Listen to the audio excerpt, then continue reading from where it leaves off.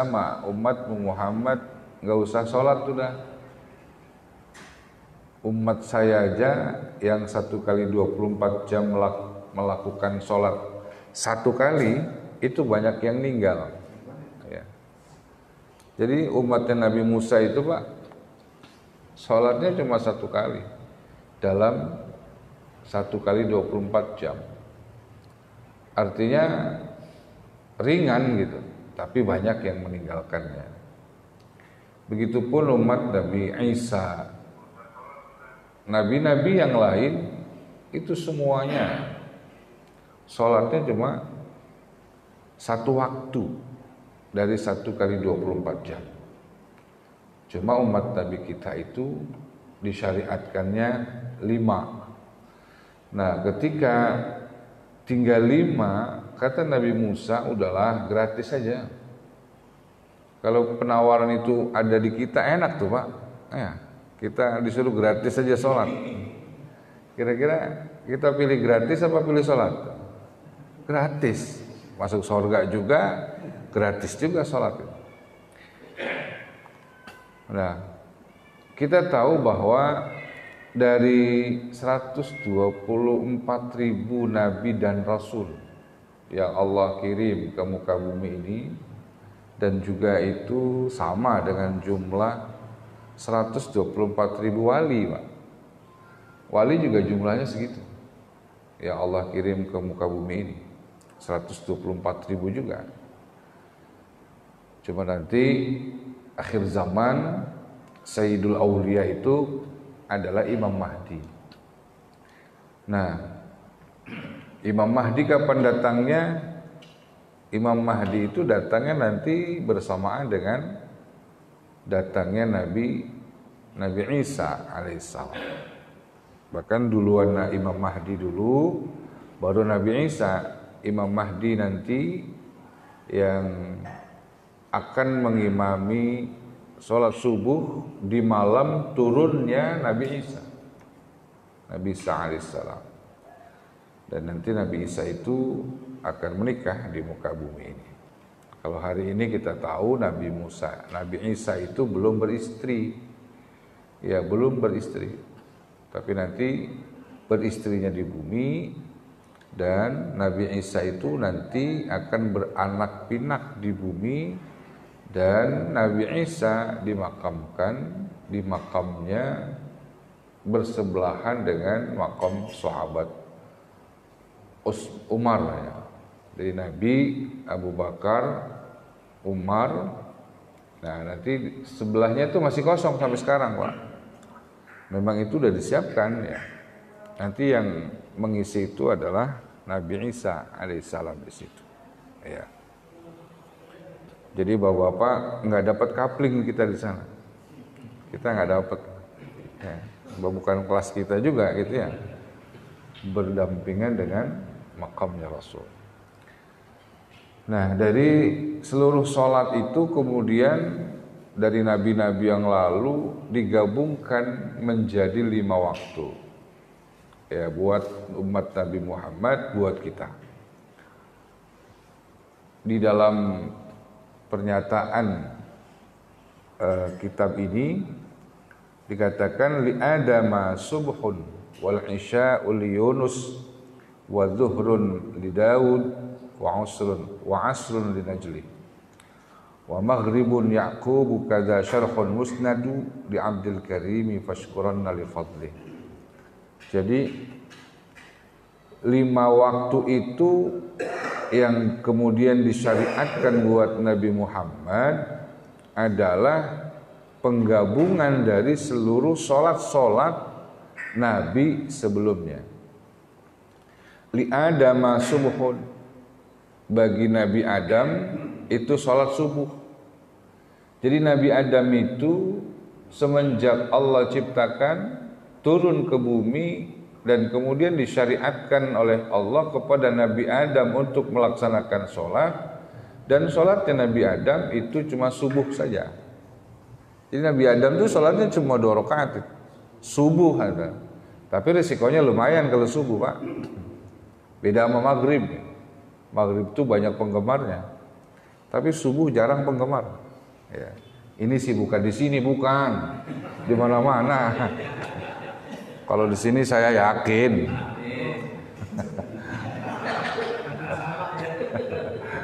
Yakin sama lah dengan tempat lain. Ya berapa soft gitulah. Penuh kan kalau subuh ya Pak ya? Alhamdulillah. Katanya sandalnya sampai keluar-luar ya Pak? Oh iya Pak. Berarti betul prediksi saya. Sandalnya sampai keluar-luar. Jadi itu dari Nabi Adam udah ada sholat, namanya sholat subuh. Ya sholat subuh. Pertanyaannya Nabi Adam itu berkunut atau tidak? Nah itu. Ini belum ada riwayat Pak. Nabi Adam berkunut atau tidak? Tidak ada dijelaskan dalam sejarah Nabi Adam berkunut. Dan juga tidak dijelaskan tidak berkunut. Jadi dari sekian banyak pendapat ulama yang kita tahu dari mazhabul arba'ah lah. Dari Imam Abu Hanifah, Malik, Syafi'i dan Imam Ahmad bin Hanbal, 3 imam tidak berkunut, 1 imam berkunut. yakni Imam Syafi'i, Muhammad bin Idris Asy-Syafi'i, dan beliau punya dalil bahwa annahu qanata hatta faraqad dunya, bahwasanya Nabi itu berkunut sampai beliau meninggal dunia. Itu dalil Imam Syafi'i. Itu. Bapak-bapak terserah sih mau kunut apa enggaknya. Tapi masjid ini kunut enggak, Pak? Kunutnya berarti mazhabnya Syafi'i gitu. Kalau enggak berkunut, mazhabnya bisa jadi Abu Hanifah. Dan kalau misalkan kita jadi imam, di belakang kita, makmum kita tidak berkunut, apa yang harus dilakukan? Tergantung keadaannya. Kalau misalkan kita berada di lingkungan Muhammadiyah misalkan, yang tidak berkunut, saya kemudian bermakmum di situ, maka kalau saya seorang dianggap misalkan seorang tokoh, dari tuan rumah mestinya menghormati tamu, dan kemudian tamu itu berkunut, maka imamnya berkunut. Itu adab. Tapi kemudian misalkan dia datang ke tempat saya berkunut, teman saya yang Muhammadiyah di belakang saya bisa saja sesuai dengan adab saya tidak berkunut, karena di belakang saya orang yang tidak berkunut. Itu saling menghormati, saling menghargai gitu. Jangan kayak orang sekarang menyalah-nyalahkan. Imam Asy'ari, Kiai Hasyim Asy'ari sama Kiai Haji Ahmad Dahlan itu kan tidak berkunut, ya Kiai Haji Ahmad Dahlan. Tapi ketika Kiai Haji Ahmad Dahlan itu menjadi imam, di belakangnya makmumnya Kiai Hasyim Asy'ari, beliau berkunut karena menghormati makmum yang di belakang. Begitupun Kiai Haji Asy'ari, ketika beliau jadi imam, di belakangnya Kiai Haji Ahmad Dahlan, beliau tidak berkunut karena menghormati Kiai Haji Ahmad Dahlan yang di belakang sebagai tamu. Begitu. Ya. Tapi ya kalau zaman dulu masalah kunut rame, Pak. Zaman dulu ya. Oh dia enggak kunut, saya kunut. Saya tidak kunut, dia kunut. Itu rame, Pak. Ya, perdebatan itu sengit. Tapi alhamdulillah sekarang udah enggak ada yang berdebat karena jarang yang pada sembahyang subuh gitu aja lah. Udah enggak usah berkunut, sudah aman udah Pak. Subuhnya jarang-jarang. Wal isya'ul Yunus, dan salat isya itu untuk Nabi Yunus. Jadi Nabi Yunus itu salatnya isya tok. Isya doang. Enggak ada tambah-tambahan, udah. 4 rakaat sudah. Itu Nabi Yunus ya. Yang kita tahu beliau itu adalah orang yang pernah berada di dalam perut ikan yang bernama ikan Nun, paus sekarang ya Pak. Dan beliau selama 40 hari berada di dalam perut ikan tersebut, ikan Nun itu ya. Nabi Yunus, maka zikir beliau itu dengan zikir domir, ya, isim domir. Zikir itu ada 4 macam, ada 3 macam ya. 3 menggunakan isim domir, 1 menggunakan isim zahir dalam berzikir itu. Kalau yang isim zahir, la ilaha illallah, itu isim zahir. Itu kelas saya, kelas bapak-bapak. Sama lah ya, kita kelasnya berzikir dengan menggunakan isim zahir, menyebutkan kata Allah di dalam tahlilnya, la ilaha illallah. Tapi kelas Nabi Yunus tidak menggunakan isim zahir, beliau menggunakan isim dhamir. La ilaha illa anta subhanaka inni kuntu minadh dhalimin. Itu zikirnya Nabi Yunus. Ada juga kita berzikir dengan menggunakan isim itu tadi dhamir mukhatab namanya Pak. Dhamir ghaib boleh. Ya la ilaha illahu fa'lam annahu la ilaha illa huwa wal malaikatu wal ulul ilmi dan seterusnya. Atau menggunakan teori isim dhamir, dhamirnya adalah dhamir mutakallim ma'al ghair boleh, atau dhamir mutakallim wahid. La ilaha illa ana. La ilaha illa ana fa'budni. Nah, kita menggunakan la ilaha illa ana itu boleh. Boleh Pak, tapi pada makom-makom tertentu ya. Jangan bukan kita itu bukan. Ya, Bapak jangan berani-berani berzikir la ilaha illa ana, tidak ada Tuhan kecuali saya. Ditanya saya siapa? Nah, kita ini belum makomnya. Ya, kita belum makomnya. Itu untuk Nabi Yunus berarti salatnya adalah Isya. Wa zuhrun li Daud. Dan untuk salat zuhur itu miliknya Nabi Daud. Nabi Daud salatnya 1 kali 24 jam cuma sekali, ya. Dan itu hanya zuhur saja. Jadi subuh, isya, zuhur, kemudian asar. Asar itu untuk siapa? Asar satu riwayat itu juga untuk Nabi Daud ya. Untuk asar ya.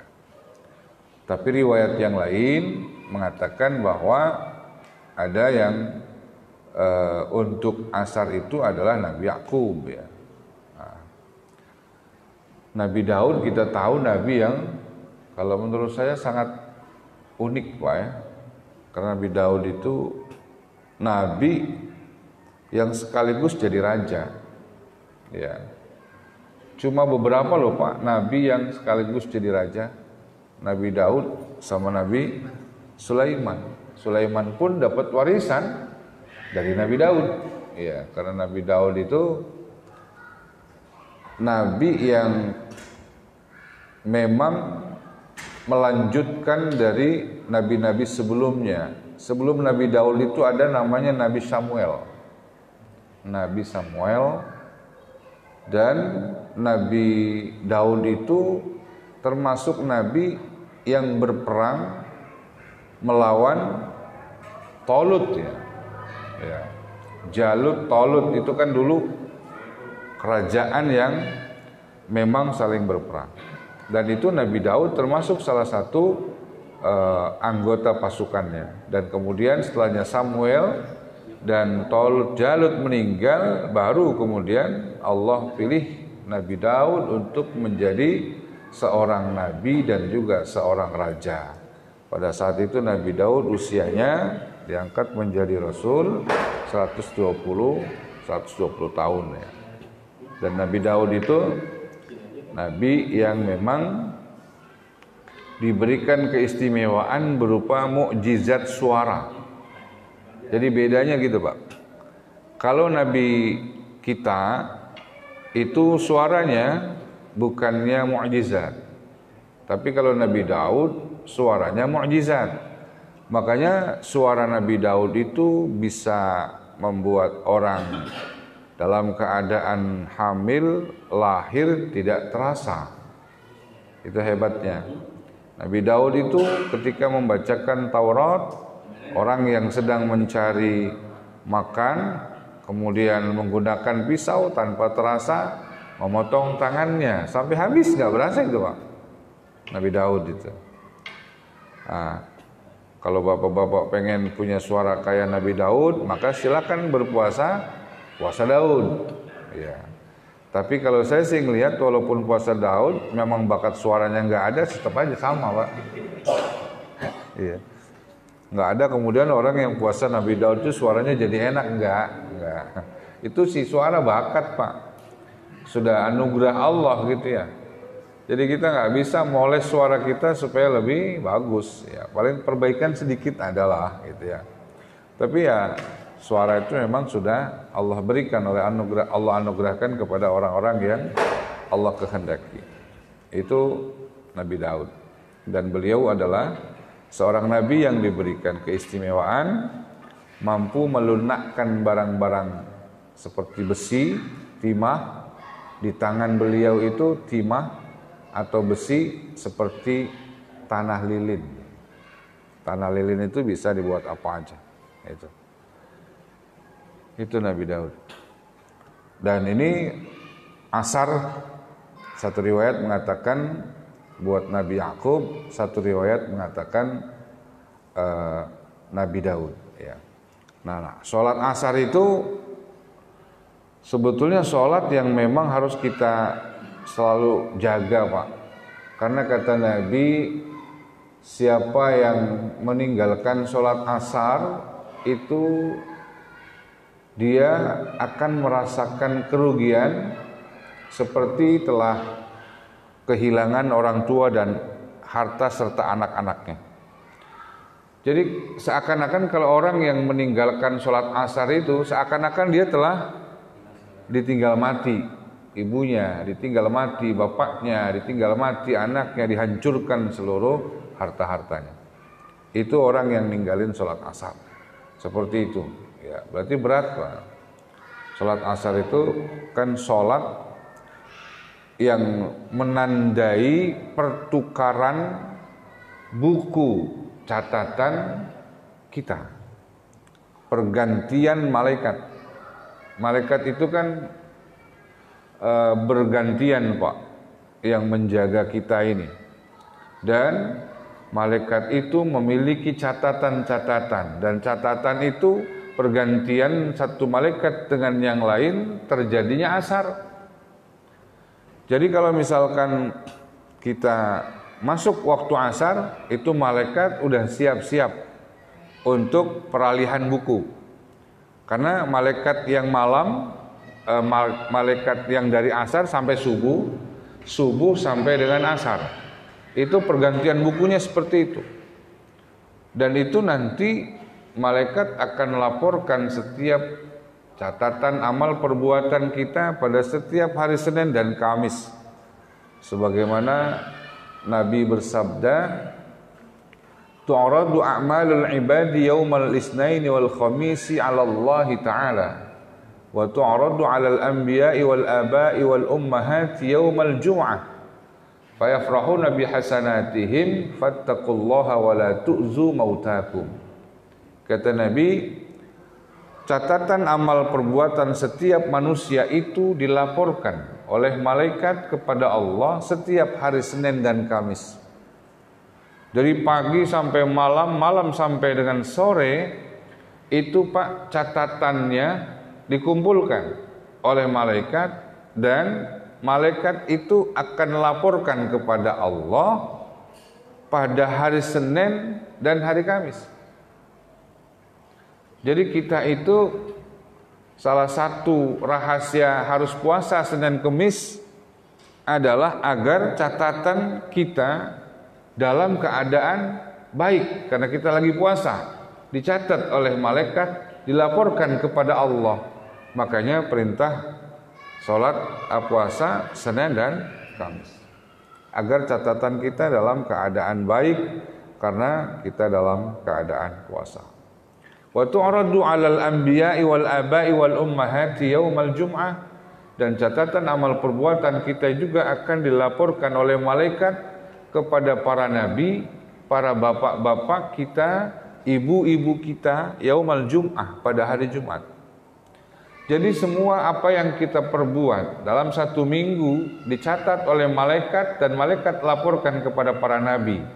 Malaikat laporkan juga kepada orang-orang tua kita yang telah berpulang ke rahmatullah. Jadi orang tua kita itu apa yang kita kerjain di bumi ini tahu ternyata, Pak. Ini Nabi yang bilang dalam hadisnya. Berarti mereka, orang tua kita itu tahu.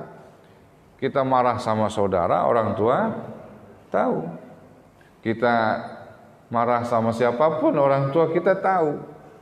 Kalau kita selalu berbuat kebaikan, fayafrahuna bihasanatihim, maka orang-orang tua kita itu akan baik, akan merasa senang dengan kebaikan-kebaikan kita. Catatan amal perbuatan kita bagus, maka mereka senang, orang tua kita, melihat catatan amal perbuatan anak-anaknya. Fattaqullah, bertakwalah kalian, takutlah kalian kepada Allah. Wala tu'zu mautakum, jangan kalian menyakiti orang-orang yang telah meninggal di antara kalian. Artinya, janganlah kalian melakukan perbuatan-perbuatan yang membuat orang tua kalian malu kepada Allah. Jangan. Itu orang tua kita masih nonton kita sampai hari ini, Pak. Percaya tidak, Pak? Percaya nggak? Ya, kalau nggak percaya, silakan Bapak jalan duluan, nanti laporkan kepada kita yang masih ada di sini. Ya, itu faktanya dalam hadis sudah dinyatakan seperti itu. Ya. Itu kadang-kadang ngeri-ngeri sedap, Pak, kalau saya ngelihat itu. Ya Allah, kalau kita sedang melakukan perbuatan buruk, orang tua kita tahu ternyata. Ya, tahu. Ya. Yang ziarah, yang nggak ziarah, yang doain, yang nggak doain, orang tua kita tahu semua itu.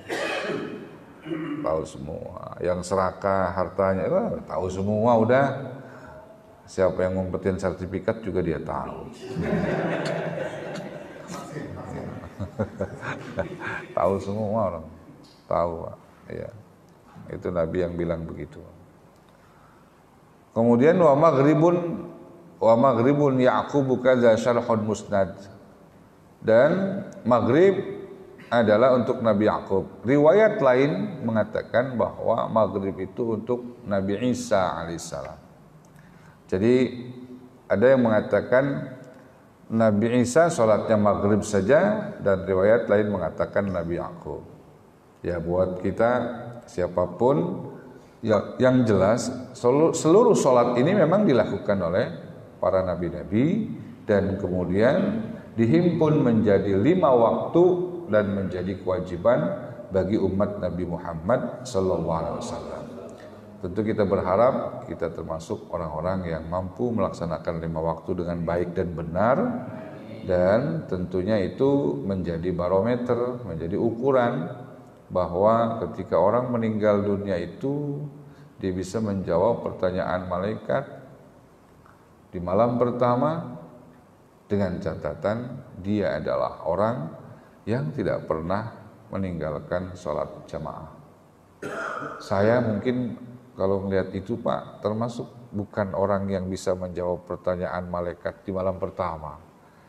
Karena kadang-kadang, bukan kadang-kadang, karena saya sering meninggalkan sholat jamaah. Tapi kesempatan itu masih ada. Anugerah yang besar yang Allah berikan kepada kita adalah ketika kita melakukan kesalahan, kita masih diberikan kesempatan untuk bertobat. Itu anugerah terbesar dalam hidup. Ya. Malam pertama bisa menjawab pertanyaan malaikat, catatannya itu sangat ketat sekali. Pertanyaannya, kita ini bisa nggak menjawab pertanyaan malaikat di malam pertama?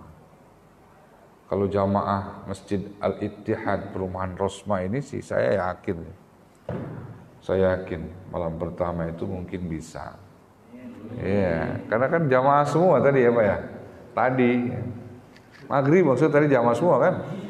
Maghrib, asar? Iya, asar pasti berjamaah lah di mana-mana gitu. di mana-mana.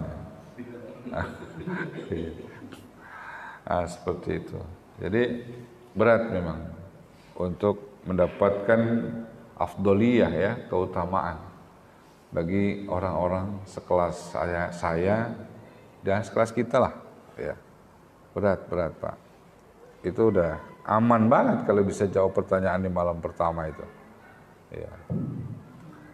Nah, maghrib untuk Nabi Yakub. Kita tahu sholat maghrib itu sholat yang punya spektrum warna merah, dan maghrib itu adalah waktu yang memang sangat mepet ya. Karena waktunya mepet, maka dalam banyak hadis riwayat-riwayat itu menyatakan baca surah yang pendek-pendek Pak. Bacalah qasril mufassal. Surat-surat terpendek yang ada dalam juz amma itu yang harus kita baca di maghrib, karena waktunya mepet, waktunya pendek. Jadi jangan salah praktek. Kadang-kadang saya sering dengar maghrib karena jamaahnya banyak, surahnya panjang-panjang. Giliran isya, aduh inna sama kulhu Pak. Salah itu. Panjangin di isya kalau mau sholat, kalau baca surah. Tapi kalau maghrib yang pendek-pendek. Kalau kulhu separuh boleh nggak Ustaz? Oh, perhitungan amat Pak, kulhu pakai separuh. Emang pesen nasi separuh gitu? Iya, kulhu kelar lah, selesai lah gitu. Nah, seperti itu. Karena kadang-kadang kita di dalam praktek sholat masih banyak kekurangan-kekurangan. Terutama saya Pak. Kalau bapak-bapak ya mungkin beda lah kelasnya. Bapak-bapak. Kalau saya mah kelasnya kelas terendah. Saya merasa seperti itu karena saya belum bisa Pak sholat itu melupakan segala-galanya kecuali Allah. Saya belum bisa. Kadang-kadang saya terpengaruh dengan hadis Nabi itu, ketika orang sholat kan setan selalu berkata uzkur hadza, uzkur hadzi gitu. Setan selalu berkata, ingat ini, ingat ini, ingat itu. Itu setan Pak. Dan saya belum bisa itu. Bapak-bapak sudah bisa itu? Sama berarti Pak ya? Iya. Kadang-kadang masih suka hal-hal yang tidak ada kaitan dengan sholat masuk di dalam sholat gitu. Dan kadang-kadang kita menganggap itu sebuah anugerah. Loh, kok bisa? Ya, kadang-kadang ada orang kehilangan kunci mobil, kehilangan kunci motor, kemudian ingat ketika sholat. Dan dia mengatakan, anugerah Allah luar biasa. Saya tadi lagi sholat, tiba-tiba ingat kunci saya itu ada di bawah lemari itu gitu. Nggak sadar bahwa sesungguhnya itu bukannya anugerah, tapi itu adalah min kaidani syaiton, termasuk dari rekayasa setan Pak. Gitu, kita anggap anugerah padahal rekayasa setan. Makanya kita setelah sholat baca istighfar. Kenapa? Karena di dalam sholat kita banyak kesalahan. Ketika kita merasa banyak kesalahan di dalam sholat kita, maka kita wajib untuk minta ampun kepada Allah. Assalamualaikum warahmatullahi wabarakatuh. Assalamualaikum warahmatullahi wabarakatuh. Astaghfirullahaladzim. Itu perlunya meminta maaf kepada Allah karena kita tadi di dalam sholat banyak kesalahan. Kesalahannya adalah kita kena tipu daya setan. Ingat hal-hal yang tidak ada kaitan dengan sholat. Gitu. Nah, ini waktunya sebentar lagi jam 7 Pak. Barangkali mau ada yang dipertanyakan seputar ini, saya persilakan. Kalau enggak saya lanjutkan. Ada? Ya, silakan. Masalah bacaan sholat tadi kan kita baca kalau maghrib pendek-pendek gitu. Ya. Bukannya kalau kita baca surah yang panjang itu pahalanya lebih banyak gitu? Baik, ya. Jadi banyak alasan. Ya, tentu yang menjadi rujukan kita dalam praktek ibadah itu seperti apa yang telah diajarkan oleh Nabi gitu ya. Kalau yang diajarkan oleh Nabi, Nabi sudah memberikan batasan-batasan. Ketika kita sedang dalam keadaan sholat maghrib, dipilihkan oleh Nabi surah-surah mengambil dari qasril mufassal, surah-surah yang pendek. Dan nanti sudah dipilihkan juga oleh Nabi ketika kita masuk pada sholat-sholat malam seperti Isya, maka ambillah surah-surah yang lebih panjang. Dan ada surah-surah tertentu yang memang harus kita lazimkan baca sesuai dengan anjuran Nabi. Seperti misalkan ketika kita berada di malam Jumat, silakan amalkan itu surah Alif Lam Mim As-Sajdah. Atau kita di dalam salat Jumat, silakan baca surah Jum'ah. Kemudian kalau tidak kita melakukannya, bisa kita dipilihkan juga oleh Nabi surah Al-Ghasyiyah, terus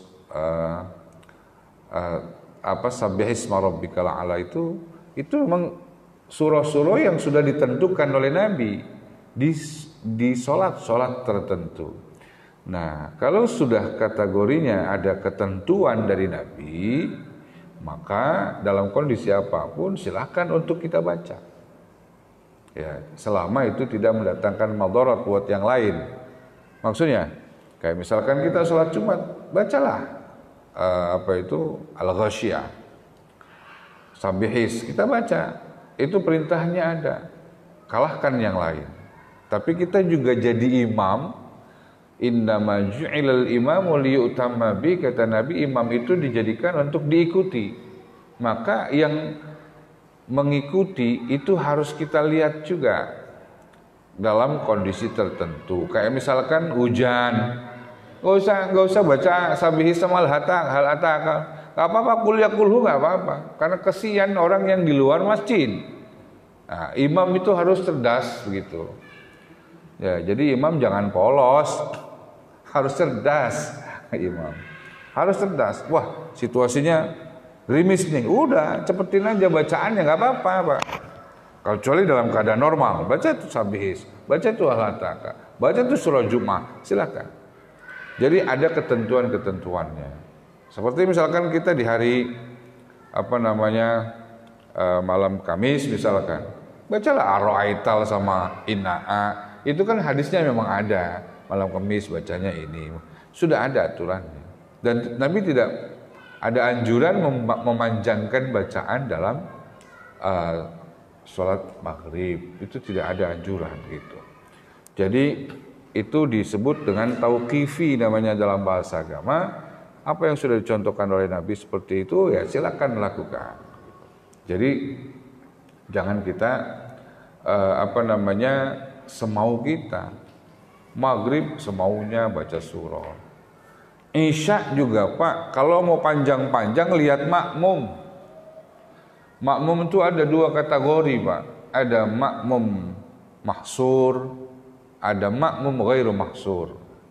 Ada makmum yang terbatas, ada makmum yang tidak terbatas. Dalam arti begini, makmum mahsurah itu adalah makmum yang memang orang-orang ada di internal kita dan mereka ridho dengan bacaan imam. Silahkan mau baca 1 juz gak apa-apa, yang penting makmumnya ridho, dan itu mahsur makmumnya namanya. Tapi ada juga makmum yang ghairu mahsur, yang tidak terbatas. Seperti misalkan kita sholat berada di pinggir jalan masjidnya, itu kan makmumnya tidak mahsur, tidak terbatas. Orang baru datang dari mana-mana gitu kan, dan mereka juga punya kesibukan, setelah itu ingin buru-buru pulang. Nah, di situ harus imamnya harus ngerti. Jangan baca yang panjang-panjang yang seperti itu mah. Gitu. Yang sederhana aja yang membuat makmum menjadi nyaman. Jadi kita jadi imam pun harus punya kacamata yang tajam. Wah, ini makmum gua di belakang masyarakat Rosma. Masyarakat Rosma itu masyarakat yang memang sama agama udah doyan banget. Maka kemudian imamnya membaca dua kaca ya, 2 kebet dari bacaan Al-Quran. Nggak apa-apa. Kenapa? Makmumnya udah biasa. Bahkan bisa jadi makmum akan mengatakan, ih imamnya ini cepet banget ya. Biasanya 1 rakaat saya itu 20 menit loh. Nah itu top udah itu. Ya, itu berarti makmumnya yang top sudah. Nah, seperti itu ya gambarannya. Jadi ada ketentuan-ketentuan di mana kita harus memanjangkan bacaan surah, di mana kita harus memendekkan bacaan surah. Begitu. Ada lagi, Pak? Ya, silakan. Ini dalam hadis diriwayatkan oleh Bukhari Muslim katanya. Jadi dalam hadis itu mengatakan para kufikum mulai ini tentang hidupnya dan riwayat sunnah Rasul. Ya. Saya juga itu. Jadi masalah sholat ini boleh ya. Sholat itu ada yang meninggalkan, yang penting kan saya sholat ya.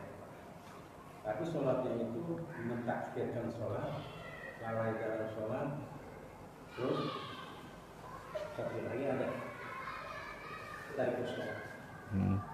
Kadang-kadang sudah waktu zuhur dia belum sholat, jam 2:30 baru sholat, penting belum sholat.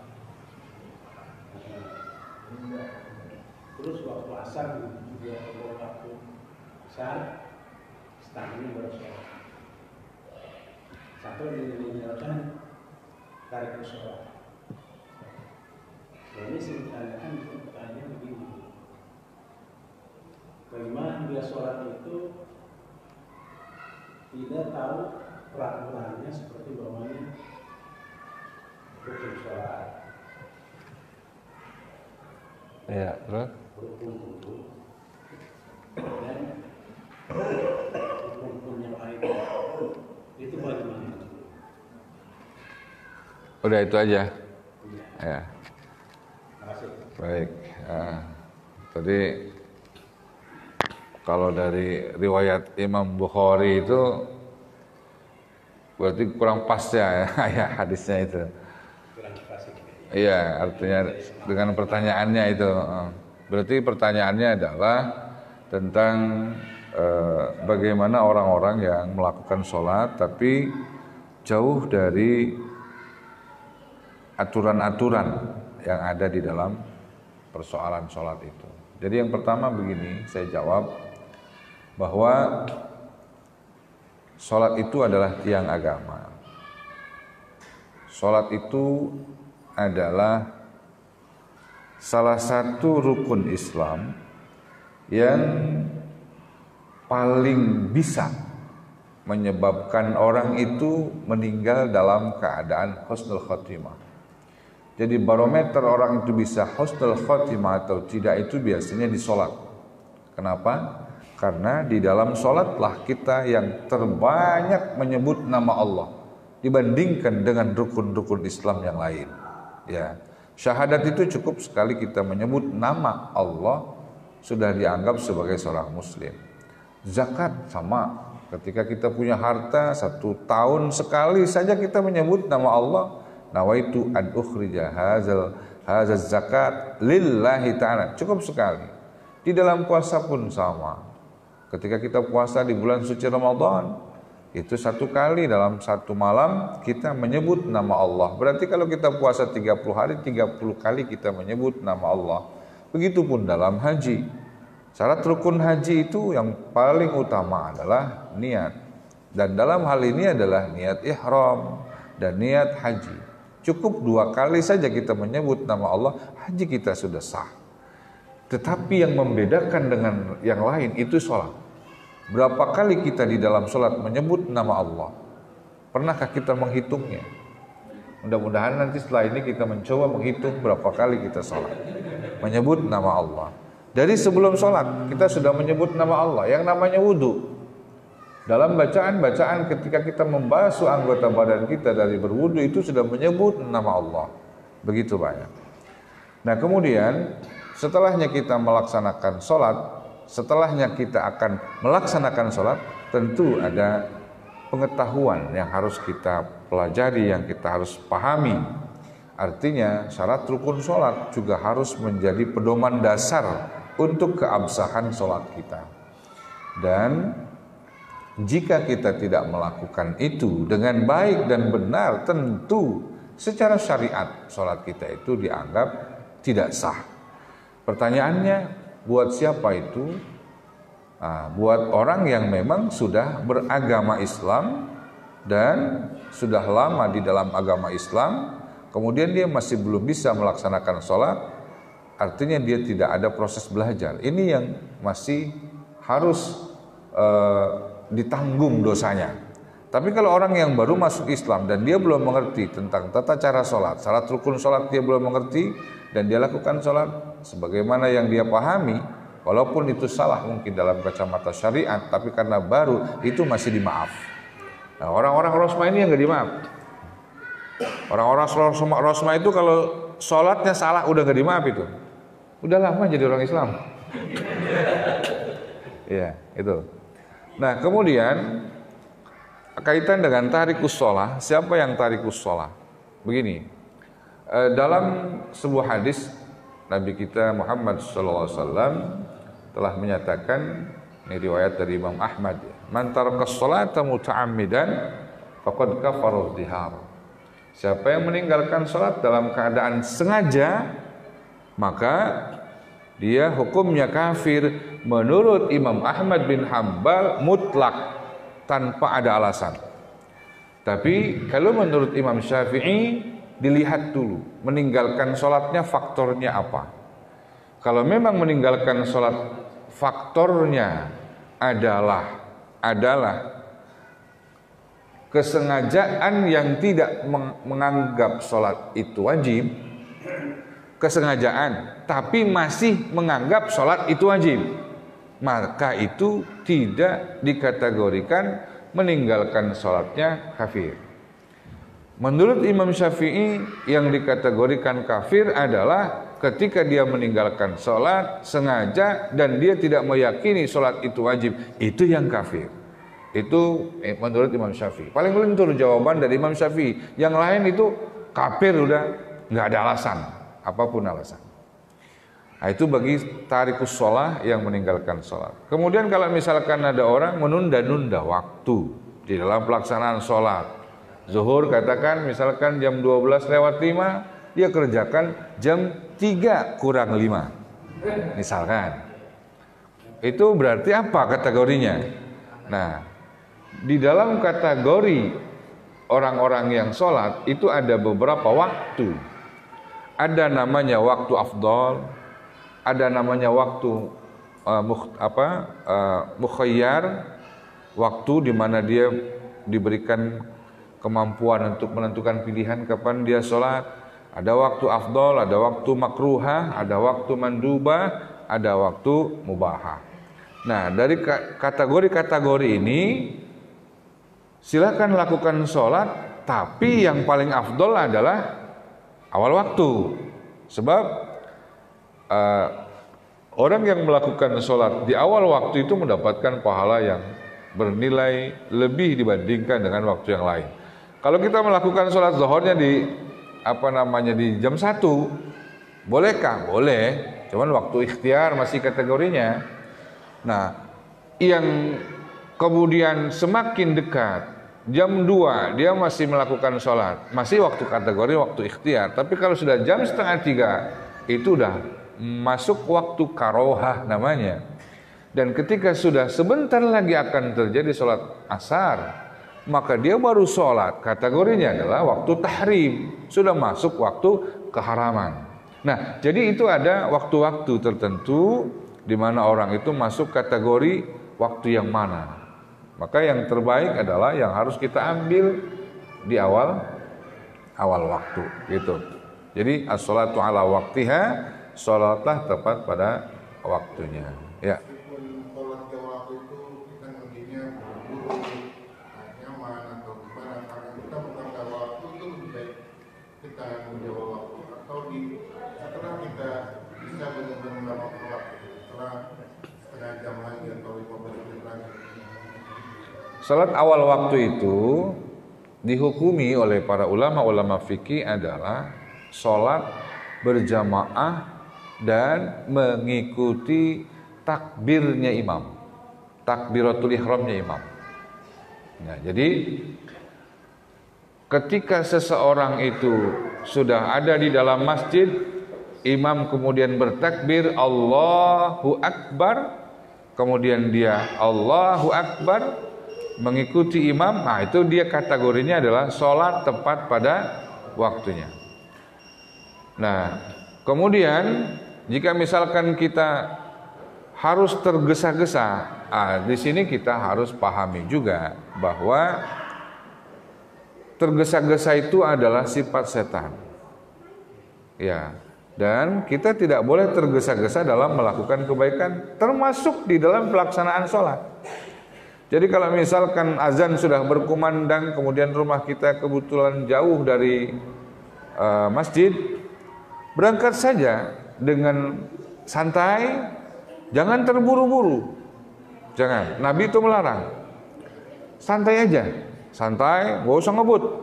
Atau bapak-bapak gak usah pakai jalan terlalu cepat, saya khawatir nanti jatuh di jalanan.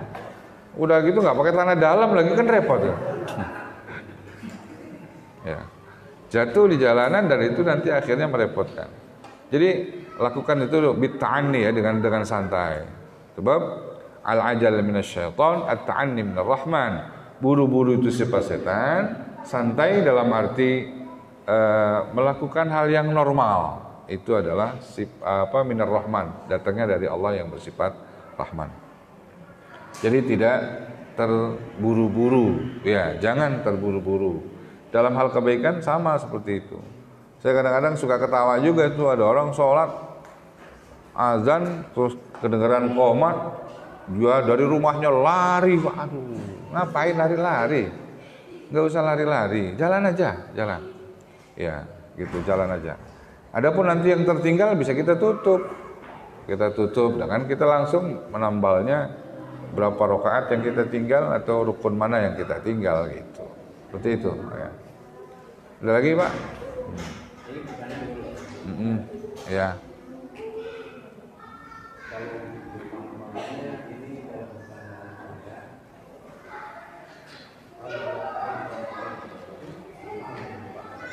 Nah, lupa. Nah, yang ingat aja ya. Yang ingat aja, yang ingat. Kalau lupa ntar gurunya nggak bisa jawab.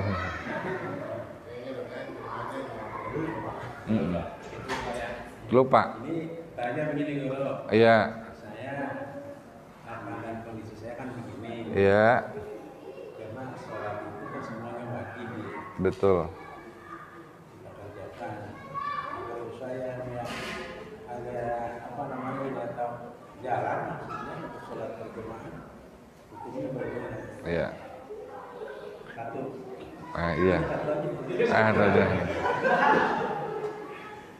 Baik, di zaman Nabi itu pernah ada orang yang mohon maaf matanya tidak melihat, a'ma, buta dia. Kemudian orang buta ini bertanya kepada Nabi, ya Rasul, saya dalam keadaan buta, tidak tahu arah. Apakah tetap wajib sholat bagi saya? Kata Nabi, kamu tetap wajib untuk melakukan sholat. Dan apakah tetap ada perintah untuk berjamaah kepada saya? Kata Nabi, ada perintah tetap buat kamu jika kamu punya qaid, punya orang yang menuntun. Nah, jadi artinya kewajiban berjamaah itu masih tetap ada jika ada orang yang menuntunnya, gitu. Tapi kalau nggak ada yang nuntun gimana? Ya nggak ada. Itu kan tadi sunnah, masih sunnah. Kewajiban sholat wajib, dia harus melakukan sholat jamaah. Lakukan sholat jamaah. Hukum sholat jamaah nanti kan variatif Pak ya, menurut beberapa imam. Kata Imam Syafi'i yaitu imam sunnah muakkad. Kalau misalkan tidak ada yang menuntun, berarti ya tidak usah berangkat ke masjid karena nanti akan mendatangkan mudarat gitu. Sebaiknya ada qaidnya, ada yang menuntunnya gitu. Itu. Guru, Ya. bagaimana pas waktu datang sholat berjamaah terus tertinggal baru Allahu Akbar, tiba-tiba imam sudah Allahu Akbar belum dapat baca Al-Fatihah atau doa itu gimana dulu? Apa sudah masuk dalam rukun satu sholat itu? Ya, baik. Salah satu daripada rukun sholat itu adalah rukun bacaan. Rukun bacaan dalam sholat itu cuma dua, Pak. Namanya tahiyat sama Fatihah. Adapun bacaan-bacaan surah itu hukumnya sunnah. Nah, ketika kita misalkan sudah masuk ke dalam sholat, kita sudah takbir Allahu Akbar, dan ketika kita takbir Allahu Akbar, terus imam takbir juga ruku. Ya. Kemudian apakah kita menganggap bahwa rakaat itu kita sudah dapat bersama dengan imam? Kalau kita sudah takbir dan kemudian imam ruku, kemudian kita ikuti imam untuk ruku, itu kita sudah masuk dalam jamaah atau rakaat itu. Walaupun belum sempat baca Fatihah, tapi usahakan baca Fatihah dulu. Ya, Allahu Akbar, Bismillahirrahmanirrahim. Baru Bismillah aja udah nggak apa-apa, langsung kita ruku. Salah satu bagian dari Fatihah kita baca Bismillah, itu udah dapat kita Fatihah. Kita ruku langsung kita ikut imam. Kenapa masih dianggap kita mendapatkan satu rakaat? Sebab perbedaan antara imam dan makmum yang membedakan orang itu dikategorikan tidak mendapatkan rakaat bersama dengan imam adalah ketika sudah tertinggal dua rukun fi'liyah. Kalau baru ruku tadi, baru Allahu Akbar, itu baru satu rukun fi'liyah yang tertinggal. Tapi ada yang pendapat lain bila mana tidak dapat baca Al-Fatihah, itu dapat satu rakaat. Ya. Jadi harus mengejar ketinggalan itu. Tergantung nanti kita mengikuti mazhab siapa. Kalau misalkan kita mengikuti mazhab Abu Hanifah, bapak-bapak sembahyang mengikuti mazhab Abu Hanifah, kagak baca apa-apa sekali, Pak. Allahu Akbar udah aja ngayal. Jangan baca apa-apa, enggak baca apa-apa itu udah termasuk. Udah termasuk rakaat semuanya. Walaupun enggak baca apa-apa. Nah, Imam Syafi'i memang, Imam Syafi'i itu mensyaratkan adanya bacaan Fatihah. Tetapi Fatihah itu sudah dijamin oleh si imam ketika kita sudah masuk dalam takbir tersebut. Gitu. Itu begitu hukumnya. Oke, kalau bisa maka saya katakan tadi Allahu Akbar, Bismillahirrahmanirrahim, langsung ruku. Itu Syafi'i banget tentunya gitu. Iya. Nggak usah diterusin, nanti kekurangannya imam yang jamin, yang nanggung. Gitu. Bismillah aja gitu. Ya, ada lagi, Pak? Ya. Pada saat salam nih, saya dapat ilmu katanya bahwa salam itu pas mim, artinya assalamualaikum kita nengok. Ada yang juga yang bilang pas assalamualaikum baru nengok. Itu baru dulu. Ya. Baik. Kalau salam itu sempurnanya di dalam sholat wajib itu sampai warahmatullah. Ya. Tetapi di dalam sholat jenazah ada tambahan wabarakatuh. Ya. Jadi mana yang kita harus ambil? Saya mengambil yang wabarakatuh. Jadi assalamualaikum warahmatullah, maaf. Assalamualaikum warahmatullah. Nggak pakai wabarakatuh ya. Wabarakatuh nanti itu untuk sholat jenazah. Assalamualaikum warahmatullah. Nah itu selesainya di situ. Assalamualaikum warahmatullah. Yang kedua itu sunnah. Yang pertama itu yang wajib. Yang kedua adalah salam yang sunnah. Afdolnya saya mengamalkan dari ma'asyarah syafi'iyah itu ketika assalamualaikum warahmatullah, assalamualaikum warahmatullah, nunjuknya baru selesai. Berarti sudah posisi yang sangat aman, gitu. Kalau mungkin yang dimaksudkan tadi adalah mimnya assalamualaikum, mungkin kaitannya adalah dengan takbir tadi mungkin ya, dengan takbir. Jadi seseorang itu ketika misalkan terjadi dua Jumat mana yang lebih dahulu imamnya? Karena nanti di dalam dua masjid itu ada yang dianggap yang sah adalah satu masjid karena yang takbirnya lebih dahulu, dan takbir itu nanti ukurannya adalah roknya akbar gitu. Jadi Allahu Akbar, siapa yang roknya duluan, dialah yang dianggap telah melakukan sholat Jum'ah yang lebih dahulu, dan dia yang dimenangkan ketika ada dua masjid yang bertakbir di dalam sholat Jumat. Itu. Kalau untuk Assalamualaikum warahmatullah, redaksi yang dicontohkan oleh Nabi kita adalah warahmatullah, bukan mimnya ya. Ya, itu riwayat lainnya yang kuat itu warahmatullah. Tidak ada wabarakatuh dan tidak mimnya saja, atau tidak sampai pada mimnya saja. Itu riwayat yang paling kuat. Ya. Ada lagi, Pak? Ya, silakan. Kalau misalkan sedang sujud, apa boleh baca doa yang lain? Sedang uzur. Oh, sujud. Ya. Di dalam sujud akhir ya, apakah boleh kita membaca doa yang lain selain daripada doa bacaan sholat? Ya, itu diperbolehkan, Pak. Ya, jadi kita diperbolehkan untuk membaca doa sesuai dengan keinginan dan harapan kita, tetapi dianjurkan berdoanya itu lebih kepada mohon pengampunan kepada Allah, dan baru kita ikuti dengan apa yang menjadi hajat-hajat kita di dalam sujud terakhir. Itu ada yang ulama-ulama kita membolehkan. Ya, boleh. Tapi jangan pakai bahasa Indonesia, Pak ya. Iya, jangan pakai bahasa Indonesia, dan kita apanya? Doa tambahan apa? Ya itu kan tergantung kita mintanya apa. Nanti dalam hati aja, nggak usah sambil sujud kita mohon, ya Allah saya pengen punya mobil ini. Ya biar kreditan gampang gimana ya? Ya, gitu. Ya. Silakan tadi. Ayah, gimana tadi? Apanya? Kenapa? Oh iya, tambahan tahiyat akhir itu banyak redaksinya. Di antaranya ada yang redaksinya innaka hamidum majid terakhir kan. Allahumma inni zalamtu nafsi zulman katsira la yaghfiruz dzunuba illa anta faghfirli maghfiratan min indik warhamni innaka antal ghafurur rahim. Ya muqallibal qulub tsabbit qalbi ala dinik. Itu salah satu tambahan.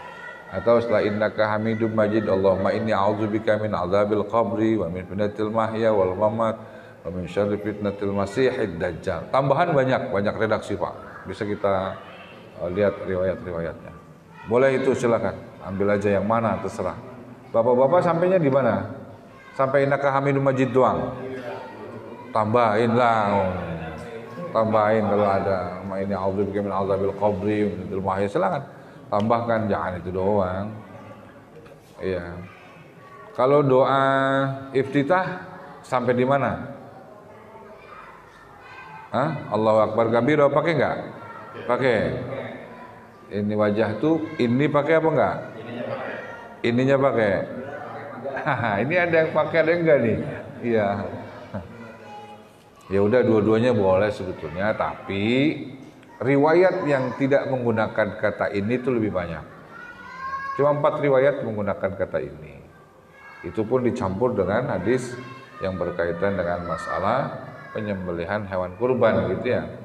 Tapi wajah tu wajhiyah aja. Ya. Yang lebih kuat karena riwayatnya lebih banyak. Yang pakai ini itu yang riwayatnya cuma 4, Pak. Ya. Itu. Selesai ruku, sami'allahu liman hamidah. Terus kita jawab, rabbana lakal hamdu, ikut sami'allahu liman hamidah dulu. Kalau Bapak mazhab Syafi'i jawabnya sami'allahu liman hamidah, baru baca rabbana lakal hamd.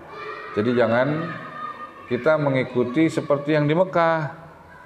Wah, di Mekah itu apabila sami'allahu liman hamidah, apa jawabannya? Rabbana walakal hamd. Wah, di Rosma pakai Rabbana walakal hamd. Berarti Rosma itu mazhabnya Maliki semua dong. Itu mazhab Maliki itu. Nah, kalau Syafi'i sama bacaannya seperti bacaannya si imam. Sami'allahu liman hamidah, ya kita baca Sami'allahu liman hamidah baru Rabbana walakal hamd.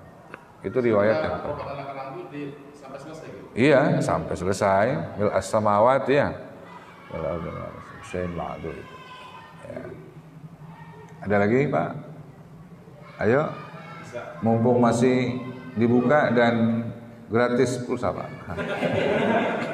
Yaudah, sudah salam di saat salam terakhir. Assalamualaikum warahmatullahi wabarakatuh. Ini kepala harus sejajar, ada sampai belakang. Gerakan. Seharusnya kepala harus sejajar apa? Ada sampai melintir. Sampai orang yang berada di samping kita melihat pipi kita, itu aja lah. Assalamualaikum begini, kalau udah dilihat sampingnya udah. Sampai berlebih itu nggak boleh. Jangan, apalagi di salam pertama itu masih bagian dari rukun sholat. Ini kalau misalkan dadanya bergeser itu bisa membatalkan sholat. Kalau imamnya kayak gitu berarti mampu gimana tuh? Hah? Kalau imamnya begitu. Iya, imam tanggung jawab. Resiko jadi imam itu begitu, Pak. Kalau bahasa saya mah gajinya kecil, resikonya besar. Mendingan jadi muadzin. Muadzin itu resikonya kecil, gajinya besar. Muadzin itu iya. Muadzin kan cuma Allahu Akbar, Allahu Akbar. Orang semua mau dengar, kemudian dia dengan azan dia melakukan sholat. Yang ada di rumah melakukan sholat karena dengar azan, itu muadzin dapat pahala, Pak. Gajinya gede, resikonya kecil, kayak orang nyalo. Kalau nyalo kan, ya resikonya kecil nyalo, cuman penghubung doang. Harga berapa dari buka berapa, gitu aja. Tapi gede dapatnya itu. 2,5%. Tapi kalau imam, wah itu kayak tukang listrik, Pak. Tukang listrik itu gajinya nggak seberapa, tapi risikonya mati itu. Ya kesetrum. Ya kenapa? Kalau misalkan imam salah, semua makmum dosanya ditanggung sama imam. Awas, hati-hati. Makanya Pak Imam tolong hati-hati, Pak Imam. Ya siapapun yang jadi imam tolong hati-hati. Dosanya jadi gede itu. Karena kan akumulasi itu dari seluruh jamaah yang hadir. Nah itu resikonya jadi imam. Kalau boleh milih, Pak, sebetulnya kita lebih memilih jadi muadzin aja lah. Iya.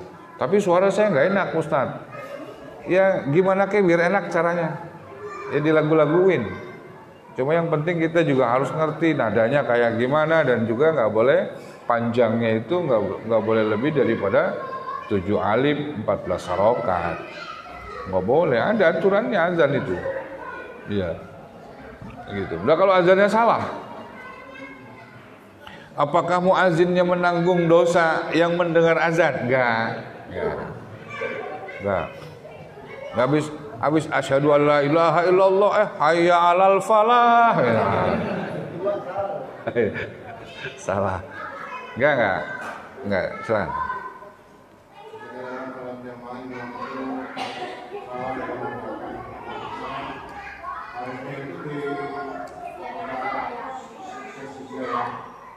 Imam itu sebenarnya dia harusnya bangun, tapi dia tetap duduk di samping. Itu imam bangunnya gimana tuh? Jadi makmum sudah memberikan tambih, terus imam cuek, mengabaikan gitu ya. Padahal itu imam mestinya berdiri. Di rakaat ketiga mestinya dia berdiri dong, nggak ada duduk gitu. Udah ditambih tapi masih tetap duduk gitu ya. Ini pertama, kita lihat dulu syarat orang jadi imam itu salah satunya adalah faqih. Orang yang ngerti agama, orang yang ngerti persoalan sholat. Kalau kita runutkan kriteria ideal orang jadi imam itu kan banyak tuh. Dia harus orang yang afqah, yang paling ngerti fikih, kemudian yang paling aksar, akro, yang paling bisa atau paling banyak bacaan Qur'annya. Kemudian misalkan ada sama-sama fikihnya ngerti, yang yang paling warok, yang paling wirai, yang paling bisa menjaga dirinya dari jangankan hal-hal yang haram, pada hal-hal subhat pun dia hindari. Itu kriterianya banyak. Nah, kategorinya yang seperti tadi sudah ditambih tapi masih tetap tidak mendengarkan tambihnya. Itu pertanyaannya begini dulu. Itu dia pada saat ditambih enggak dengar apa dengar? Itu pertanyaannya. Kalau misalkan dia memang orang yang nggak dengar, ditambih, ya udah nggak apa-apa, ikutin aja. Tapi kalau misalkan dia sudah diberikan tambih peringatan, tapi kemudian dia mengabaikan, ini dia tanggung jawab atas kesalahannya. Artinya begini, seorang imam itu kata Nabi, innama ju'ilal imamu liyutamma bih. Imam itu dijadikan untuk diikuti.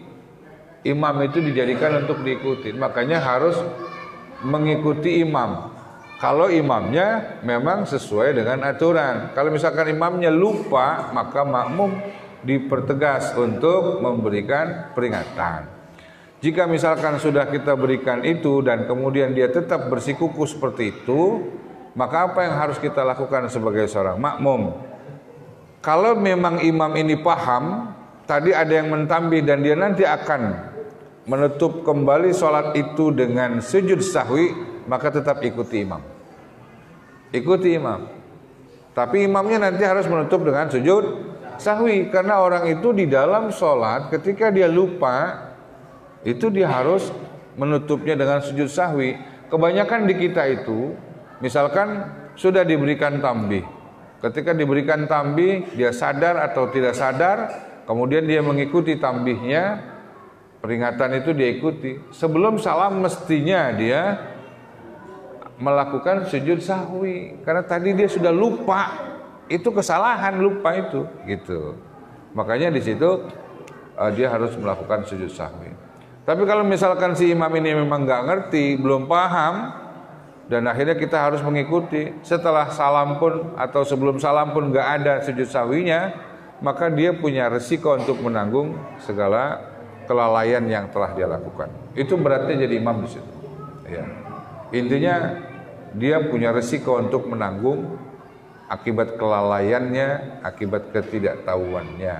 Makanya orang yang jadi imam itu harus betul-betul hasil seleksi dari umat, seleksi dari jamaah, sehingga orang yang kita jadikan supir itu, imam itu laksana supir, dia betul-betul menguasai bagaimana cara mengendarai masjid, mengendarai mobil, gitu. Jangan sembarangan, Pak. Ya, silakan. Ya. Gimana hukumnya kalau kita ikutin imam yang bacanya kurang sempurna, bacanya kurang sempurna, terus kita apakah harus mufaroqah atau kita ikutin mereka atau gimana? Baik. Selama di dalam apa yang kita dengar dari bacaannya itu adalah tidak merubah makna dari bacaannya, maka kita masih diperkenankan untuk mengikuti imam. Tapi jika memang kita dengar ini sudah sampai merubah makna, maka kita wajib hukumnya mufaraqah. Wajib. Kalau kita memang mendengar bacaannya merubah makna, itu wajib mufaraqah. Sebab orang yang membaca Al-Quran kemudian sampai merubah makna, jika dia yakini, dia sadari maksudnya itu salah, dan dia masih tetap membaca begitu, itu bisa kafir, Pak. Contohnya apa? Misalkan dia baca Al-Fatihah lah ya, jangan jauh-jauh. Dia Al-Fatihah dia baca Alhamdulillahirabbil alamin arrahmanirrahim maliki yaumiddin. Iyyaka na'budu wa iyyaka nasta'in. Dia baca iyyaka na'budu wa iyyaka nasta'in tanpa tasydid, datar. Ini tanpa dia sadari kalau dia paham maknanya, udah menjerumuskan dirinya pada kekafiran. Apabila dia seorang imam berarti sudah merusak semuanya. Kenapa? Karena kalau misalkan dia baca iyyaka na'budu wa iyyaka nasta'in. Mestinya kan iyyaka na'budu wa iyyaka nasta'in. Kalau iyyaka na'budu artinya hanya kepadamu kami menyembah. Wa iyyaka nasta'in, dan hanya kepadamu kami mohon pertolongan. Di situ ada adatul hasr itu. Ada al-hasr iyyaka itu. Jangan mendahulukan iyyaka sebagai maf'ul. Tapi kalau misalkan dia baca iyyaka na'budu wa iyyaka nasta'in, iyyaka kepada sinar matahari, na'budu kami sembah, wa iyyaka nasta'in dan kepada sinar matahari, aidau asyamsi na'budu aidau asyamsi nasta'in, kepada sinar matahari kami minta pertolongan. Apa enggak kafir itu? Itu makanya di sini harus hati-hati, dan kita jadi makmum juga kudu paham juga berarti kan. Wah ini imam salah nih, jangan ngomong imam salah nih. Salah doang lu tahu nggak artinya? Gitu. Kalau misalkan salah dari sisi bacaan dan kita masih meragukan apa maknanya, ikuti aja dulu. Tapi kalau misalkan kita meragukan bacaannya dan berubah makna, jangan ikuti, wajib mufarokoh. Dan kalau udah mufarokoh, jangan ngikutin imam. Nggak usah pakai ngikutin gerakan imam, justru batal sholatnya nanti. Kenapa? Udah misah sama imam, masih ngikutin gerakan imam. Rusak sholatnya Pak, rusak. Kalau misalkan imamnya bacanya panjang, kita udah niat mufarokoh, kita berdiri diem aja nungguin imam. Geblek kita, ma'innatun ala jahli.